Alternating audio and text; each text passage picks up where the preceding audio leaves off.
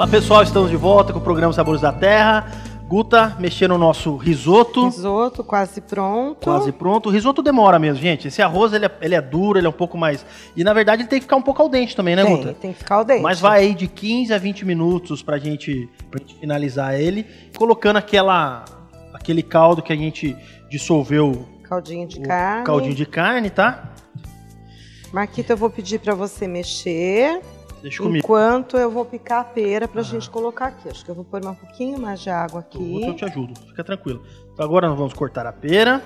A Guta vai cortar a pera. E depois eu vou temperar esse filé mignon aqui, que a gente vai fazer o filé. Aí eu te explico como a gente vai... Quando você mexe aqui, eu vou picando a pera aqui. Deixa comigo. Tá? Doutor, quais as alterações que o alimento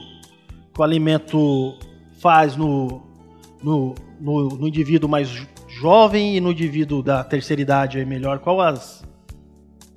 Você pode falar essa pra gente pergunta é uma sobre isso? pergunta bastante interessante, Marquinhos. Quando a gente coloca, como você colocou que o risoto tem que ser al dente, Sim. a primeira coisa que a gente tem que lembrar é que um dos problemas da alimentação na terceira idade é que nem todo idoso tem a dentição perfeita. Perfeito. Então, alguns deles ou têm próteses, dentaduras, pontes, ou eventualmente eles não têm mais disponível a arcada dentária. Entendi. E isso daí reflete diretamente no processo digestório. Por quê? Porque o alimento, num primeiro momento, ele tem que ser mastigado.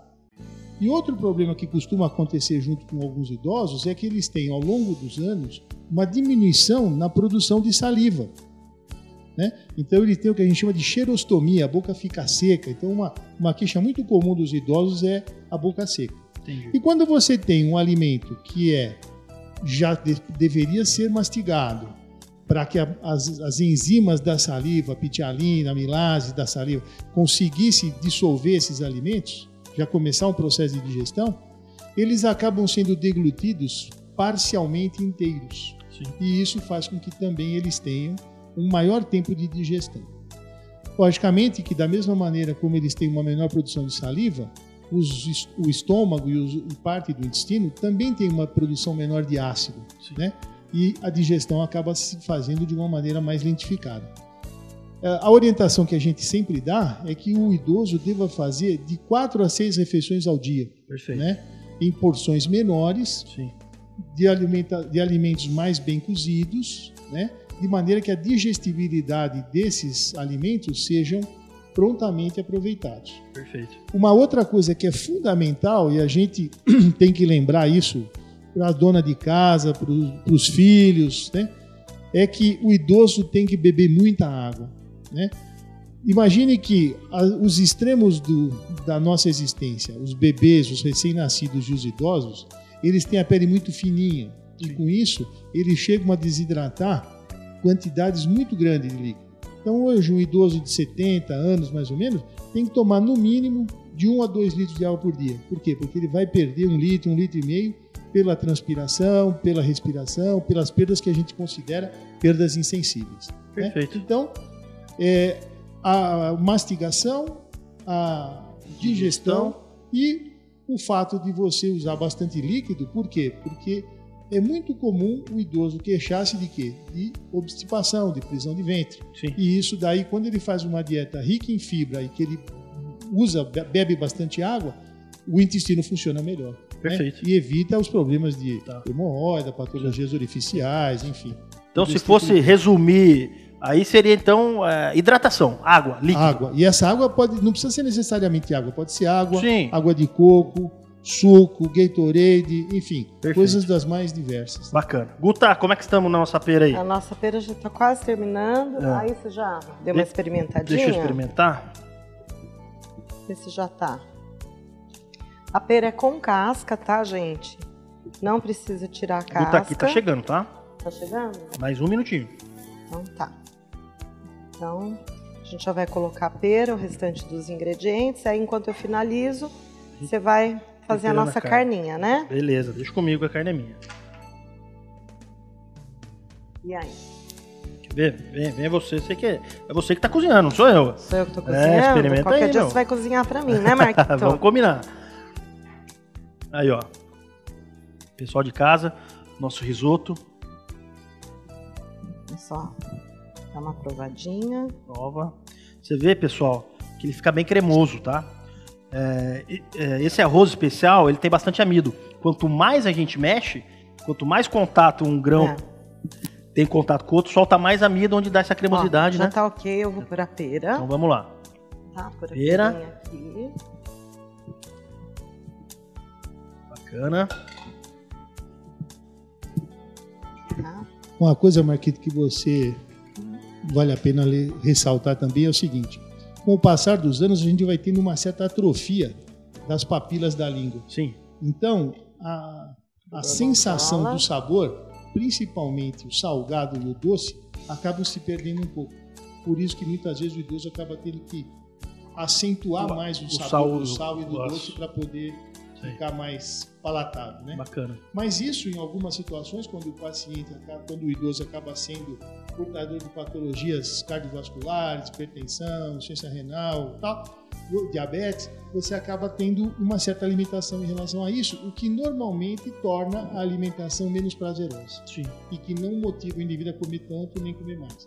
Então, uma das coisas que a gente utiliza, e é o que está dando agora cheiro no risoto aí, é o aroma. Sim. Então, você utilizar temperos aromáticos, então você usa manjericão, alecrim, louro, alho, cebola, são coisas que vão exaltar o apetite através da via inalatória, da parte da Perfeito. do Aí fica aroma. uma dica, pessoal de casa, então, que tem pessoal da melhor idade aí, você, filho, é caprichar nos aromas da comida para...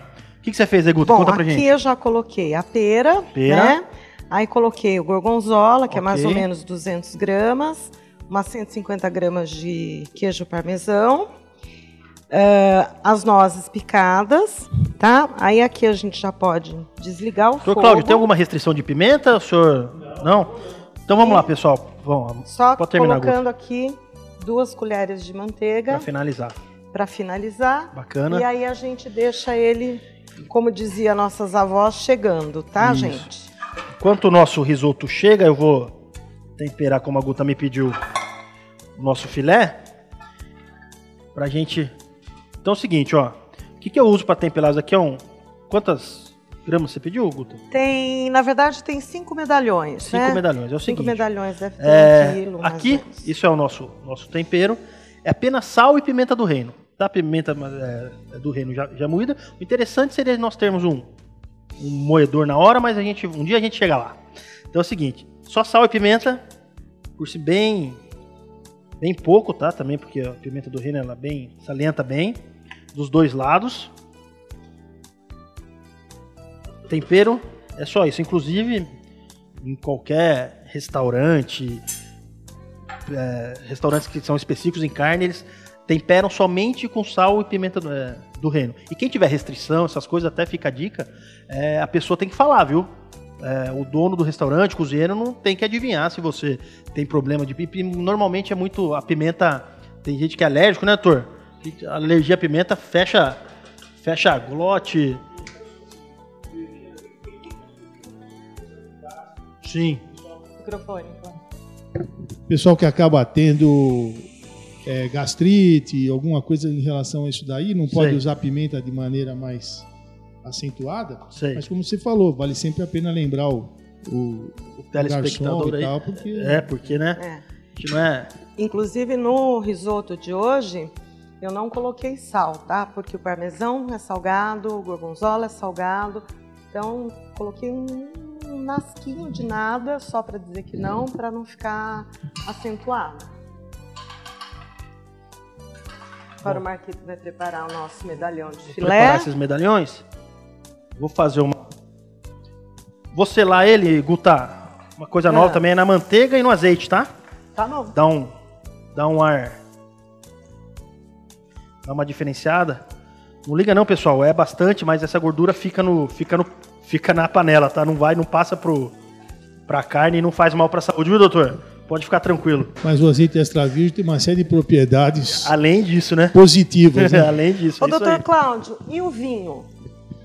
O vinho, Guta, ele é bebendo. um complemento maravilhoso. Né? Mas, logicamente, tem que ser tomado de maneira condizente, sem abuso. Moderada. Né? De maneira a ser apreciado, né?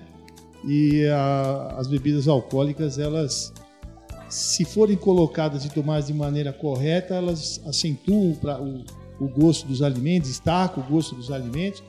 E o vinho tinto, ele tem uma propriedade muito interessante que é derivado dos flavonoides. Então ele tem uma possibilidade de prevenção das doenças ateroscleróticas, ele ajuda a melhorar o HDL, que é o colesterol bom, né?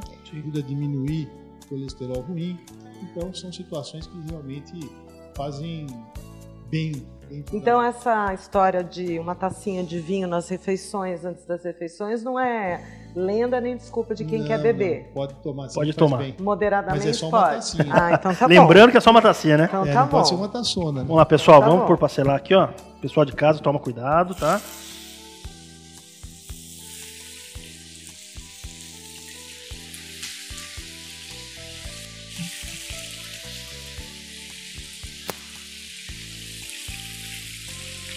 É isso aqui?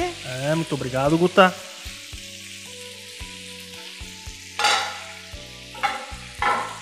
Bom, pessoal, enquanto a gente termina de selar essa carne aqui, vamos para um breve comercial, daqui a pouco a gente volta.